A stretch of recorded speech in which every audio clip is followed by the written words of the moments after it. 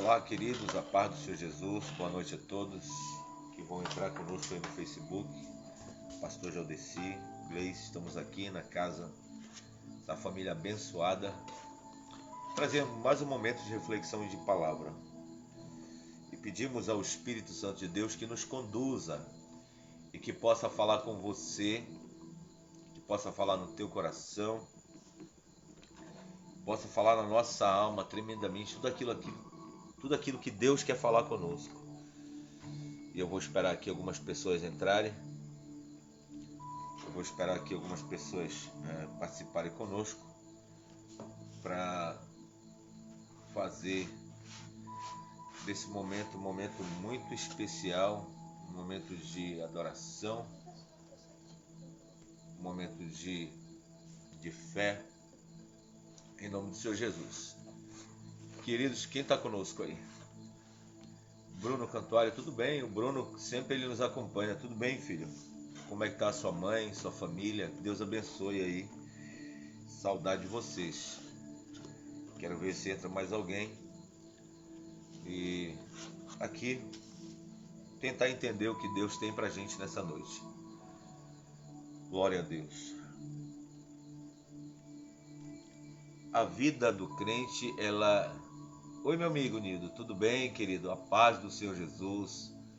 Deus abençoe você, sua casa, seus projetos, seus sonhos. Eu vi que você passou o dia descansando aí, meu amado. Deus abençoe, aproveitando o feriado, né? Aproveitando esse momento de lazer. Deus abençoe você em nome do Senhor Jesus. O crente, ele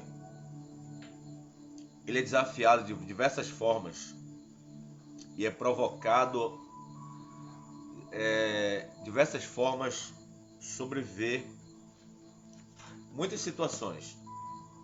Jesus ele instruía seus discípulos acerca do reino, acerca da vida.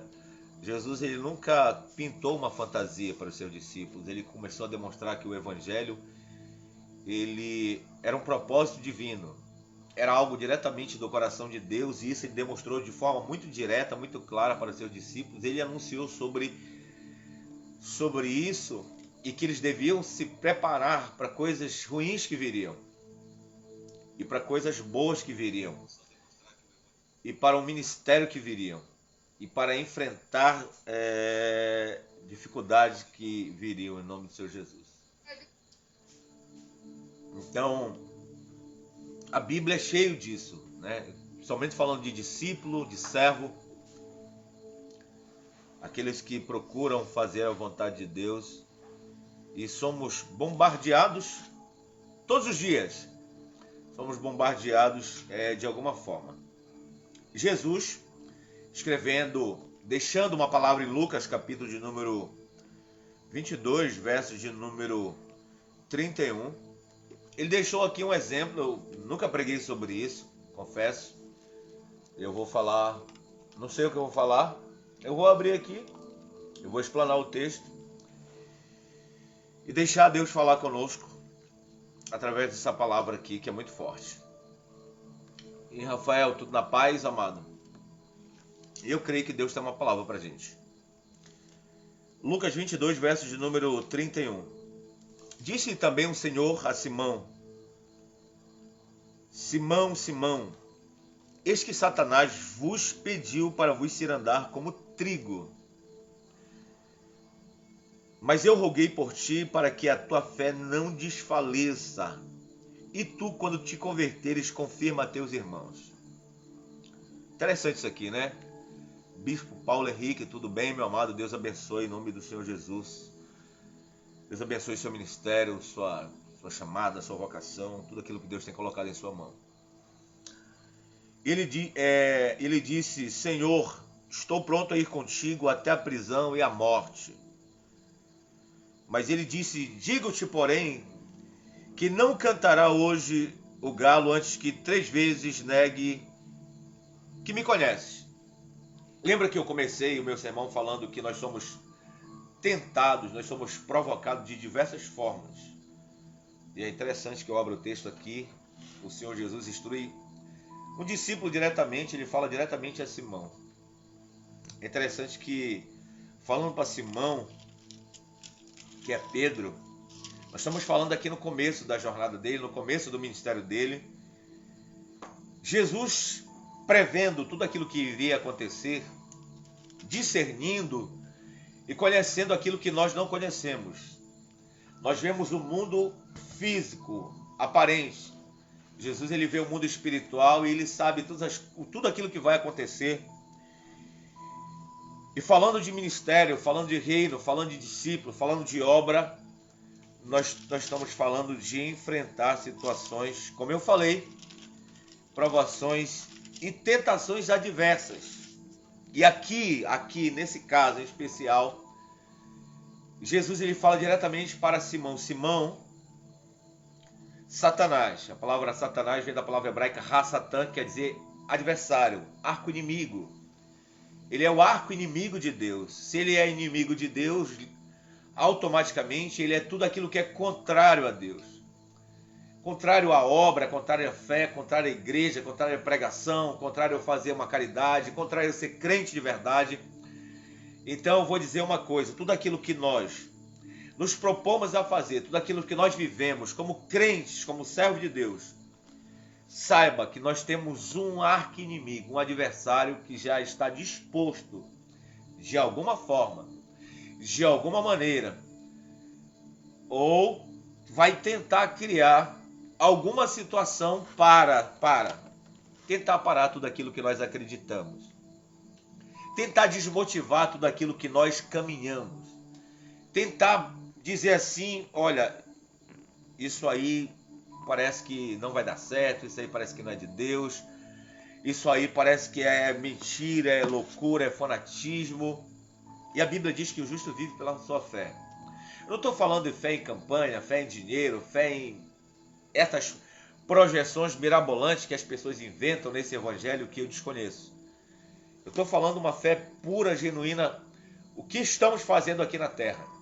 Qual é o nosso propósito de vida? E o que Deus tem nos dado? E o que nós iremos fazer para a glória de Deus? É sobre isso que nós somos bombardeados. É por aquilo que nós acreditamos, é por aquilo que nós vivemos, nós somos bombardeados. Então, de alguma forma, seremos sim bombardeados. E aqui, quem avisa Pedro é Jesus.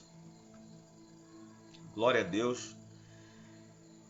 Que Simão tem a oportunidade de ser orientado pelo mestre. Que a vontade do diabo era cirandar com Pedro. Você sabe, não é aquela cirandinha, vamos todos cirandar, né? Aquela musiquinha bonitinha, né? De festinha, que a gente vai brincando, faz aquela roda, né? Mas cirandar aqui, o diabo, literalmente, cirandar é fazer com que a pessoa perca o rumo, perca o foco, perca o propósito, perca sonhos, perca a chamada, perca a vontade de viver por aquilo que ele foi chamado. Isso aqui é algo direto.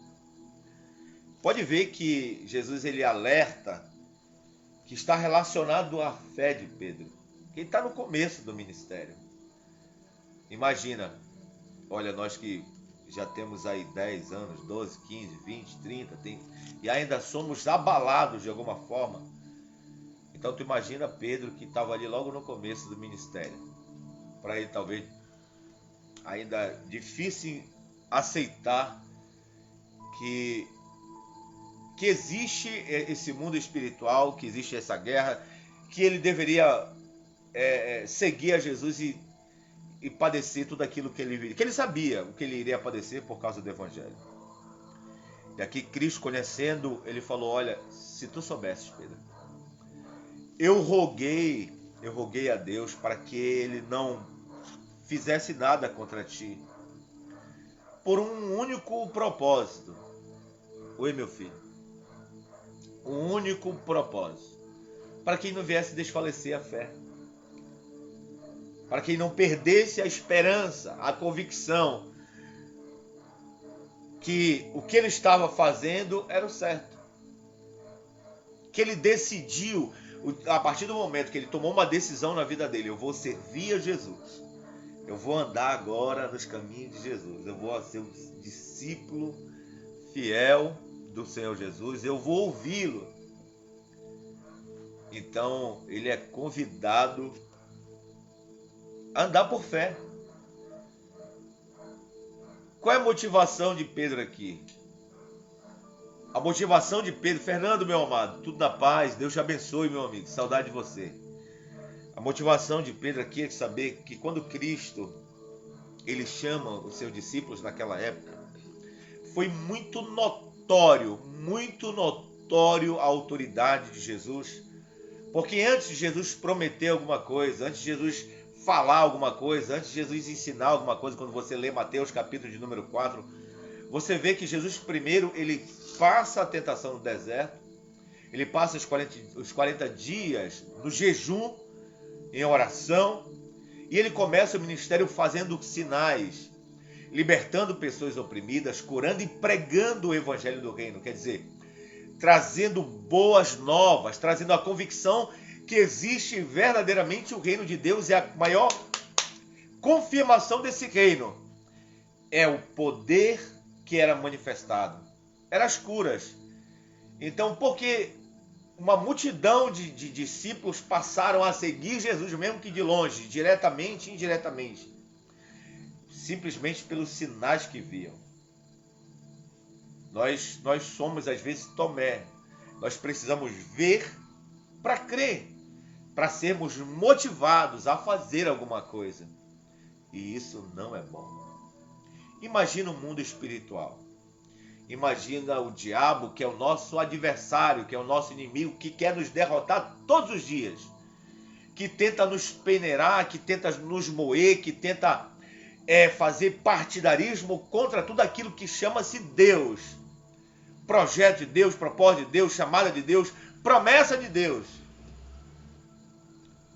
Nós somos bombardeados em relação a isso, meus irmãos.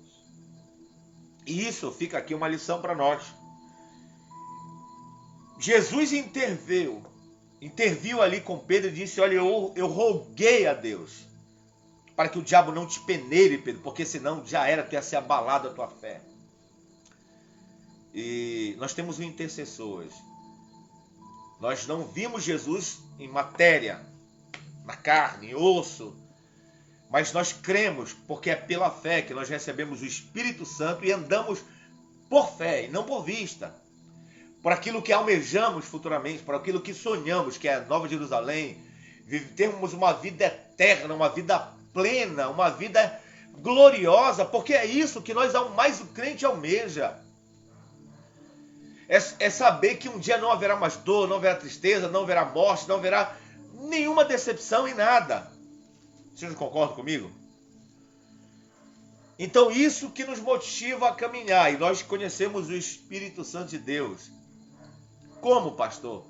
Pela obra que ele fez na nossa vida, que nos transformou da velha criatura para uma nova criatura, e nós recebemos poderosamente aquilo que Paulo disse: eis que as coisas velhas ficaram para trás e agora tudo se fez novo.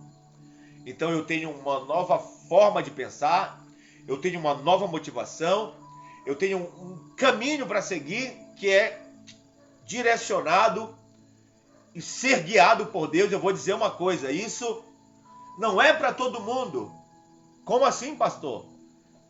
Porque nem todos conseguirão, nem todos irão trilhar esse caminho.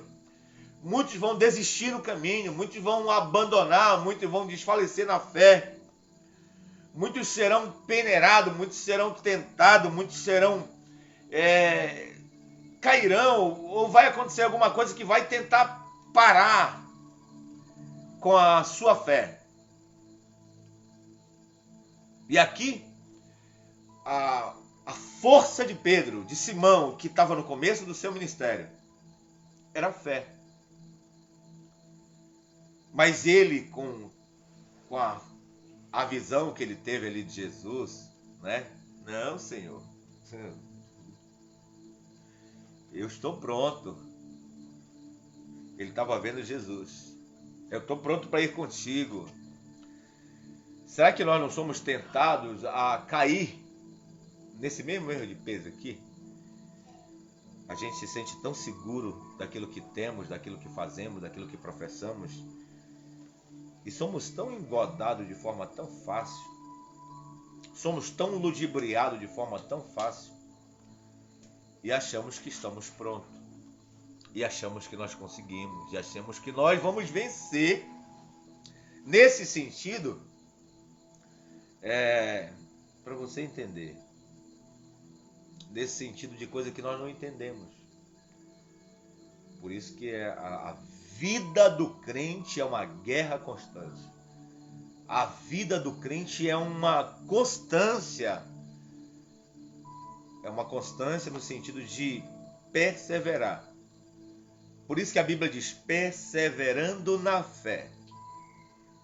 E é para você que eu estou falando essa palavra. Para você que tem sonhos, tem projetos, tem propósito, tem chamada, mas você vai perseverar de que forma? Como você vai se comportar, se colocar diante daquilo que você tem sonhado? E aí isso tem matado pessoas, tem acabado sonhos, projetos, promessas, porque nós não nos organizamos da forma que nós devemos nos organizar com Deus. Pedro estava achando que estava pronto. Ele disse, hoje mesmo tu vai me negar. Já pensou? Já pensou, pastor Jaldeci? Hein, missionário? Hein, filha? Ele, não, estou pronto. Eu sei que as nossas vaidades espirituais, às vezes, nos levam a falar o que Pedro disse. Eu sou crente, irmão, sou de oração, sou homem de Deus, tenho uma vida de crente. Hoje mesmo tu vai me negar. Uma situação que talvez Pedro não queria ouvir isso. Tem palavras que nós não queremos ouvir. E aí? Como ele se comportou? E a gente conhece a história. Como é o enredo da história de Pedro? Na primeira luta travada, e aí que nós temos que saber como nós vamos nos comportar nessas lutas para não negarmos aquilo que nós acreditamos. Negar ao ponto da nossa própria fé ser abalada. Estou falando de pessoal. Estou falando de coletivo, não estou falando de igreja. Estou falando aqui, pessoal. Que acaba, às vezes, abalando a fé. Sabe o que foi que aconteceu?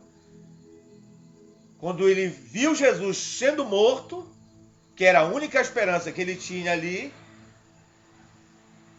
e aí antes do cantar do galo, que muita gente não sabe o que significa o cantar do galo, não é um galo cantando, não é um animal cantando, mas é a troca dos turnos, né, das guardas, chamado de na hora do galo, né, que era de 3 em 3 horas a mudança. E ali naquele momento, quando Pedro foi testado na sua fé, na presciência, Deus já tinha dado a resposta para ele, porque ele já tinha intervido. Deus nos alerta, Deus nos repreende, Deus nos avisa, Deus nos mostra antecipadamente tudo o que vai acontecer antes. Nada, estou falando da vida do crente, que anda na direção, estou falando daquele que vive mesmo, não. Eu escolhi viver por esse sonho, por esse projeto, eu vou andar nessa visão aqui. Estou falando de crente que, vou ser crente no domingo mesmo, e acabou. O crente domingueiro, faz o culto, acabou, vou para casa, não tem compromisso mais com nada. Você nunca vai ver nada, nunca vai saber de nada, as coisas não vão acontecer e você não vai poder reclamar. Você vai ser só essa pessoa frustrada aí, essa pessoa desmotivada, essa pessoa que não sabe de nada, não conhece nada e aí vai ficar aí, essa vida aí. Mas Pedro, ele sabia que Deus tinha na vida dele. Pedro é quem? É o pastor. Pedro é o líder. Pedro seria o futuro líder de Jerusalém. Mas até Pedro foi provado para ele que ele não estava preparado, ele achava que tinha alguma coisa, que ele era alguma coisa, que ele sabia todas as coisas. E aí uma simples luta deixa a gente às vezes parado, desmotivado. E aí eu estava vendo hoje E eu falo para você que tem sonhos, que tem projeto. E eu estava impressionado com as casas luxuosas. Tão luxuosas que eu vi hoje. Você procura no YouTube, você vê mansões. Meu Deus, coisas absurdas. Vocês imaginam o que essas pessoas fazem, pastor, para ter isso? Vocês têm ideia do que essas pessoas fazem? Elas matam, elas roubam, elas se desgastam. Ela trabalha de manhã, de tarde, de noite, de madrugada, acorda cedo, faz projeto, faz planilha, faz sonho. Meu irmão, eles viram o Satanás. Eles dão o melhor. Eles se motivam, eles sonham, eles investem tudo por um sonho material.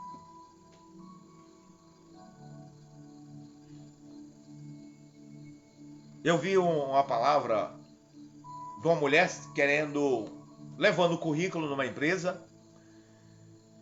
E o homem, muito soberbo, porque era uma das três maiores empresas do mundo dos negócios, ele disse assim, me prova por que eu devo te contratar. Me prova por que eu devo te contratar.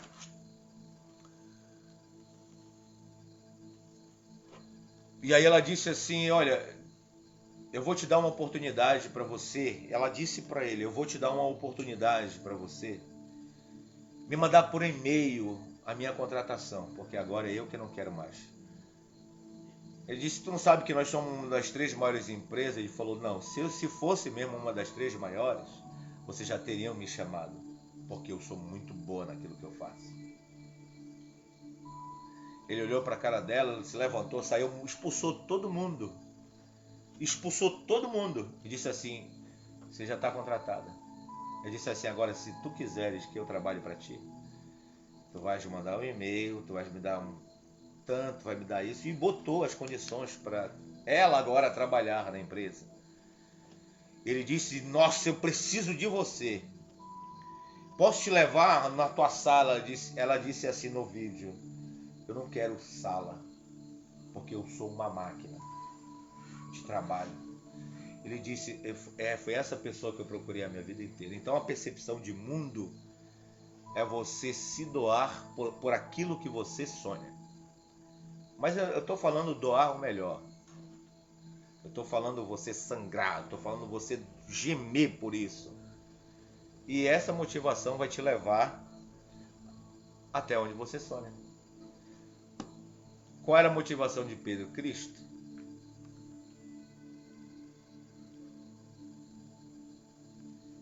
Qual era a motivação do que Pedro tinha na vida dele? Era uma promessa, eu vou te fazer pescador de almas. Tem gente que não acha importante isso, cuidar de vidas. Tem gente que não está nem aí. Por que eu tenho que cuidar de pessoas? Pessoas dão trabalho, pessoas são enjoadas, pessoas são egoístas, pessoas são soberbas, pessoas são arrogantes, pessoas são difíceis de lidar. Ainda mais no mundo que nós vivemos hoje, é pior ainda. Mas Jesus já tinha alertado que iria ajudá-lo a permanecer na fé por causa do propósito. E o propósito gerou a motivação dele suportar e lembrar na hora da tentação. E aí que eu quero abrir os nossos olhos. Você tem sonho, você tem projeto, você tem propósito? O que você vai fazer para isso? Tem gente que não faz nada. E não vai ver nada. Não vai ver, não vai acontecer nada se você ficar sentado, se você ficar desmotivado, se você se entregar. Nunca vai viver. A vida vai passar quando você vê o que eu fiz. Não fiz nada, não aconteceu nada, eu não cumpri na minha vida. Mentira. Se o mundo é mais prudente do que a gente, então não é culpa de Deus, não é culpa das promessas. Ele se tornou o pastor presidente da igreja, Pedro. Mas na hora que ele estava negando Jesus ali, porque cumpriu-se o que Jesus falou. Cumpriu aqui, ó. Hoje mesmo tu vai me negar. 3 vezes tu vai me negar. E na hora do pega para capar, é que Jesus vai forjar quem são os verdadeiros discípulos. Por isso que ele não escolheu muito. Por isso que ele escolheu 12. E sabia que dos 12 só 3 verdadeiramente iam abraçar, porque ele sabe o quão difícil é lidar com o ser humano. O quão cansativo é lidar com a mente humana. Porque nós somos um receptáculo de tudo aquilo que nós vivemos. Nós transferimos, nós externamos aquilo que está em nossa volta. Mas a fé, ela não depende do ambiente, pastor. Não depende da situação, não depende do recurso, não depende de nada. O que te motiva, irmão?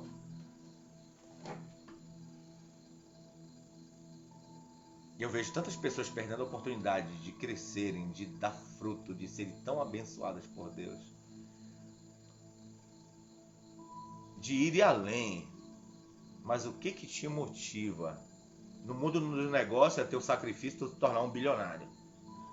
E no crente, eu vou dizer uma coisa, no mundo que nós vivemos hoje, o crente, se ele não se esforçar, você vai ficar para trás, amigo. Sabe, nós construímos uma congregaçãozinha de madeira ali. Lá era tão simples. Então, você sabia que quase ninguém ia visitar a gente. Eu pensei assim, ou eu sou tão ruim, ou eu sou muito ruim. Ou eu sou muito ruim pelo aquilo que eu ensino. Ou verdadeiramente eu estou no lugar errado, então. Ou então não estou fazendo... A primeira coisa que vem à nossa mente é a dúvida.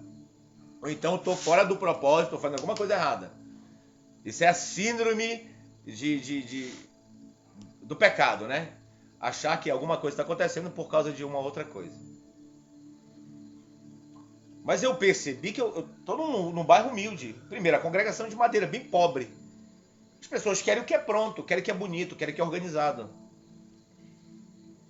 As pessoas querem algo bom para se sentirem bem. O mínimo possível. Sabia disso? E eu vi isso na prática, pastor. Eu vi isso foi no dia a dia. Quando eu comecei a fazer visitas, quando eu comecei a ver pessoas, quando eu comecei a visitar pessoas, eu vi que era uma realidade que eu falei. Eu falei, então o problema era o lugar muito ruim. Que as pessoas acharam, nem queriam ir lá, de tão ruim que eram. Porque achavam talvez que teriam que dar alguma coisa, ou teriam que trabalhar, porque as pessoas se motivam por aquilo que elas veem. E eu fui conversando com as pessoas e a maioria das pessoas falou, eu gosto da sua palavra, pastor. Alguém comentou aqui, o Fernando, falou que gosta de me ouvir, então... Eu sei que tem gente que não vai gostar de me ouvir. Tem gente que não vai gostar. Isso é fato. Tem gente que não vai gostar de ti, pastor. Tem gente que não vai gostar de ti, pastor. Não vai gostar da Naila. Não vai gostar até da minha filha. Não vai gostar da minha irmã. Não vai gostar do pastor Maurício. Por quê? Porque meu irmão se acostuma com essa ideia. Que nós não vamos agradar todo mundo. Mas as pessoas diziam, pastor, eu gosto de ouvir sua palavra. Eu amo ouvir sua palavra. E na hora que estiver pronta a igreja, eu vou lá. Qual é a motivação das pessoas? Entenderam que a gente deve nos esforçar agora? Então as pessoas elas são visuais. E aí, qual é a tua motivação? Você vive pelo quê? Você vive pelo o que as pessoas estão dizendo que vai dar certo?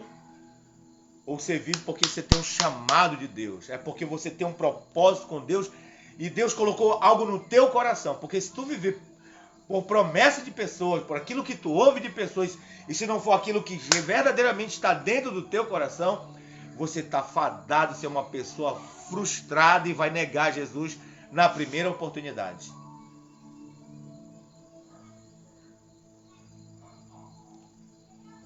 Você entendeu o que eu estou falando? Quem entendeu aí no Facebook? Então eu não posso viver por aquilo que eu vejo, querido. O líder não pode viver por aquilo que ele vê.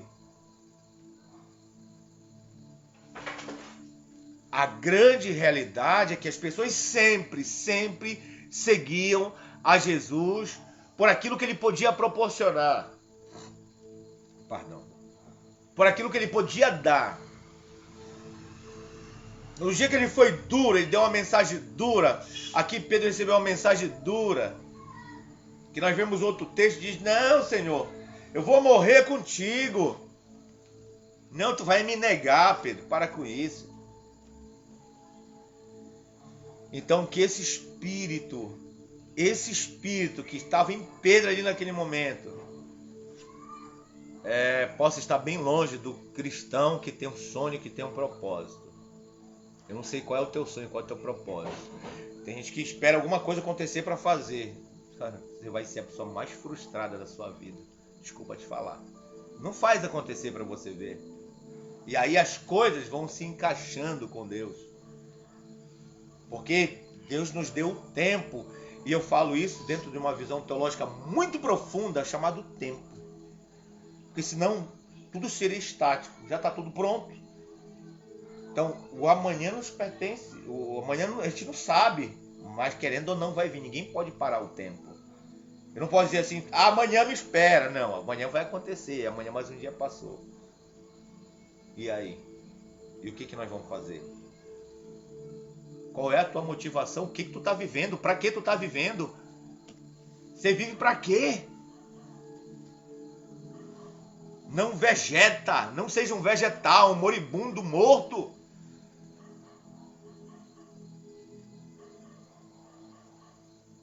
Às vezes eu tenho que tirar força da minha alma para fazer aquilo que eu acredito. Eu era muito prepotente. Mas os meus sonhos são tão fortes que eu fui bater massa para ter a minha casa. Eu era muito arrogante. Mas o meu sonho era tão forte que eu ia cavar buraco para ver a minha casa sendo levantada, eu ia levantar tijolos, para ver meu sonho acontecer e não ficar parado, sentado, não esperar que as coisas venham cair do céu.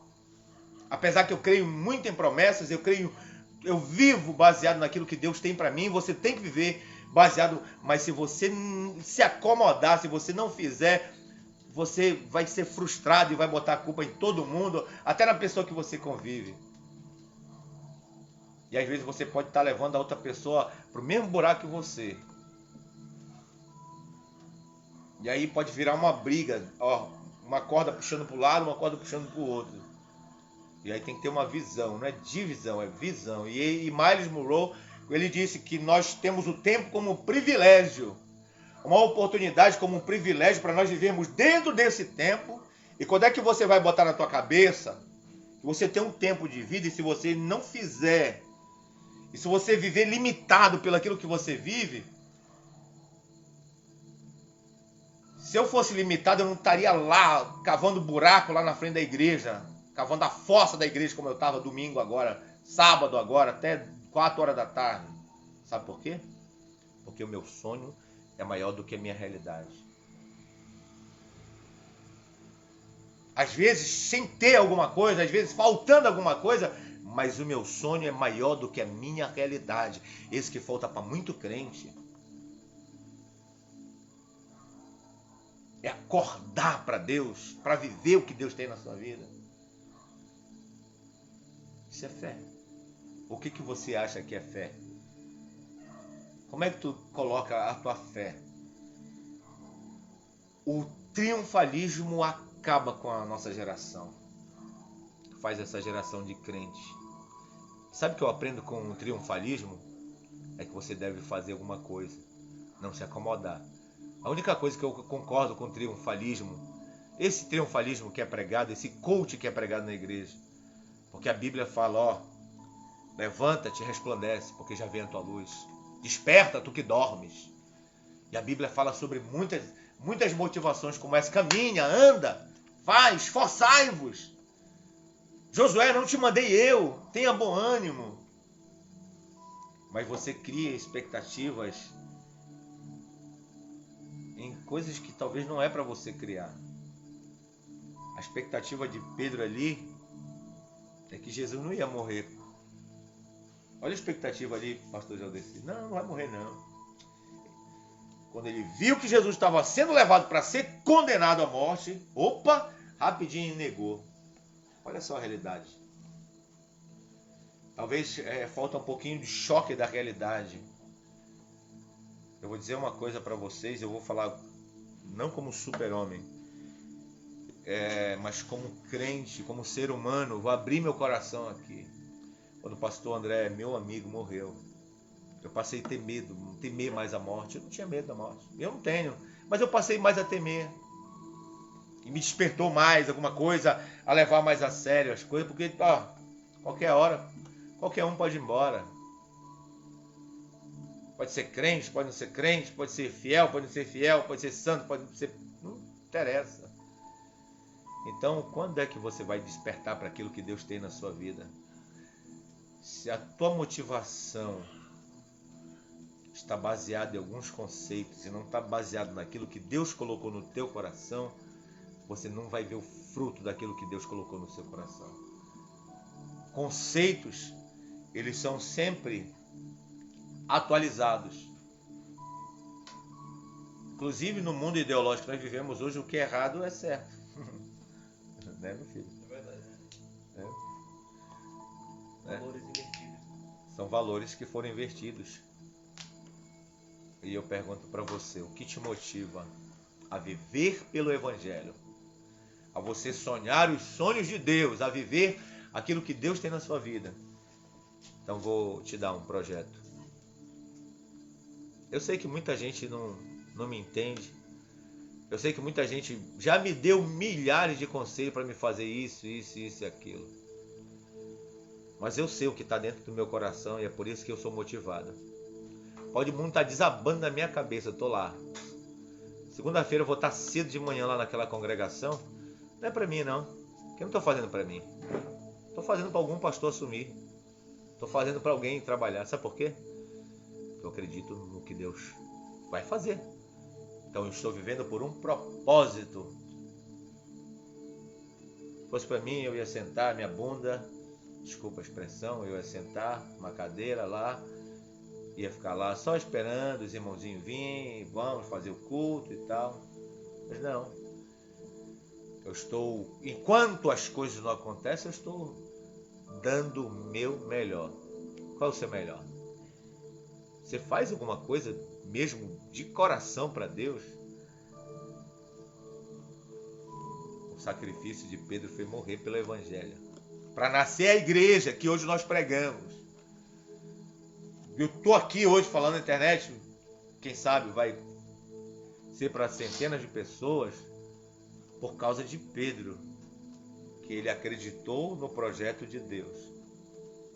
Você não tem nem ideia o que Deus tem para ti, né? E aí você deixa de escrever, deixa de fazer os seus livros, porque tu morreu os teus sonhos.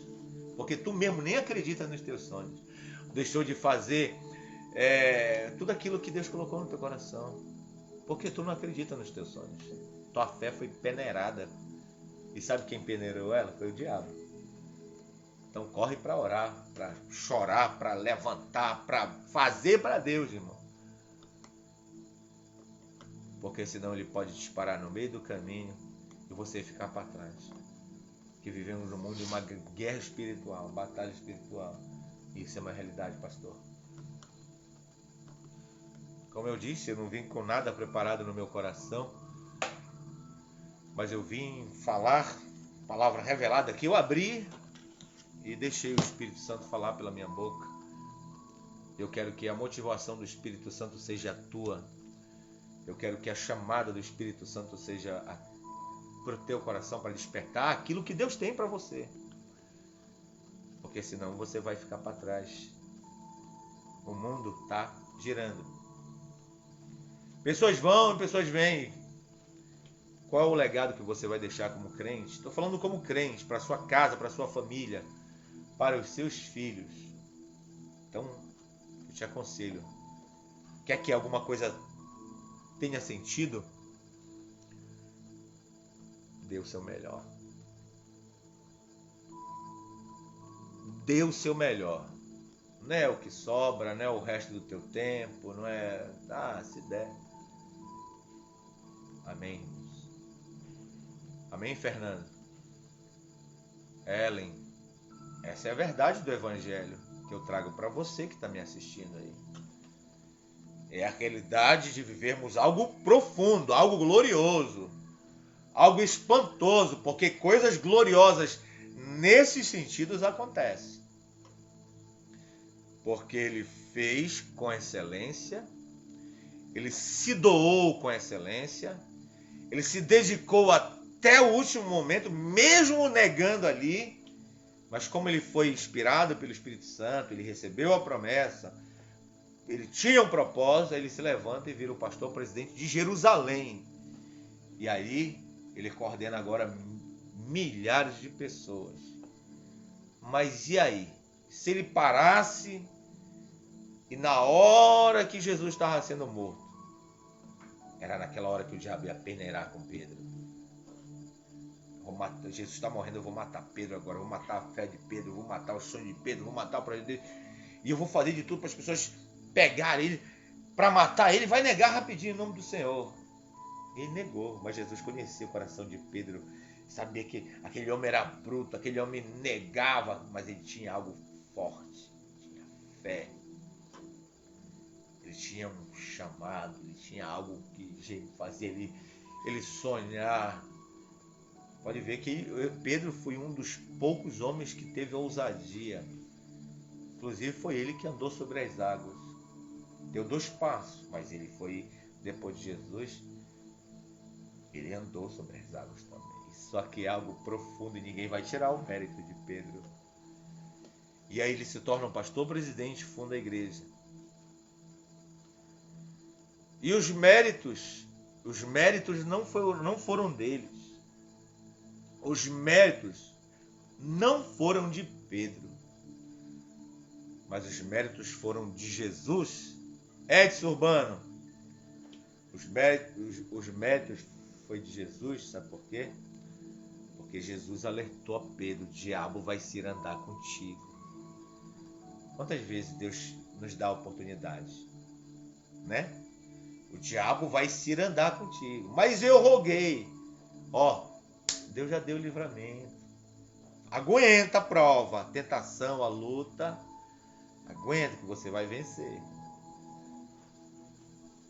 E a gente está rompendo com muita dificuldade, com muita luta, mas principalmente com muita fé. Amém? Fé. Fé gerada pelo próprio Espírito de Deus. Que Deus abençoe. Quero mandar um beijo para todo mundo que está assistindo. Eu trouxe essa reflexão para a gente pensar. E não para a gente ser religioso. Para ser crente de domingo, ou crente que só faz cumpre o ritual. Mas ser crente de verdade. E tomar uma postura diante das adversidades. E eu sei que tem hora que não é fácil. Eu sei que tem hora que dá vontade de negar Jesus, como Pedro fez. Minha esposa quer falar, fala. Eu vi. Então nós vamos orar pelo meu pai. Se você tem um pedido de oração, eu vou orar por você, orar pela sua casa, orar pela sua família, orar pelos seus projetos. Vou dizer que Deus ele quer te levantar. Paralítico, levanta e anda. Até tanto tempo eu estou esperando alguém me tirar daqui. Ei, levanta, toma o teu leite e anda. Não precisa nem pular na água. Te levanta e anda, é a ordem. A ordem de Jesus para alguém aqui hoje, segundo o Espírito Santo de Deus, é: te levanta. Então, faça o que Jesus está mandando. Aproveita a oportunidade, porque ele já te livrou do diabo. Isso é forte. Amém? Vamos orar. Quer orar comigo? Deus de Abraão, Deus de Isaac, Deus de Jacó, quero te apresentar todas as vidas que irão assistir essa palavra, Pai. Que seja conforto, consolo e refrigério para a alma do sedento. Somos peneirados, somos tentados, meu Deus, somos levados até negar a Jesus em certa situação. Mas pelo sangue do teu Filho amado Jesus, nos cobre como tu cobriste a Pedro agora, Pai. Nos lava com teu sangue, Pai. Como tu fizeste com Pedro. Esconde-nos como tu escondeste Pedro, Pai. Nos motiva a trilhar e caminhar segundo o propósito que tu gerou no nosso coração. Porque às vezes é tão difícil, Deus. Nos conduz aos pastos verdejantes quando a nossa alma estiver cansada, Senhor. Quando meu irmão não tiver mais motivação nenhuma, não tiver mais nenhuma expectativa, que o teu Espírito Santo possa gerar uma fé perfeita, pura e genuína, Pai. Em nome do Senhor Jesus. Que Deus abençoe a sua casa. Que Deus abençoe a sua família. Se você quiser contribuir com a nossa construção, vou deixar o Pix aqui anotado. É o paulonrc61@gmail.com. É o meu Pix, tá? É o meu e-mail, Paulo Roberto Cavalcante Nascimento, e você vai ver sendo investido ali naquele projeto.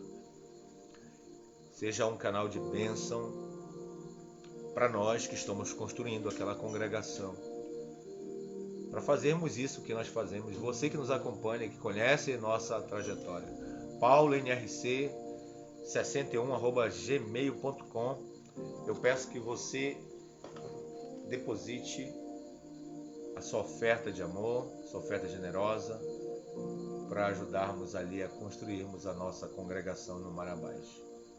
Tá bom? Faça o seu melhor.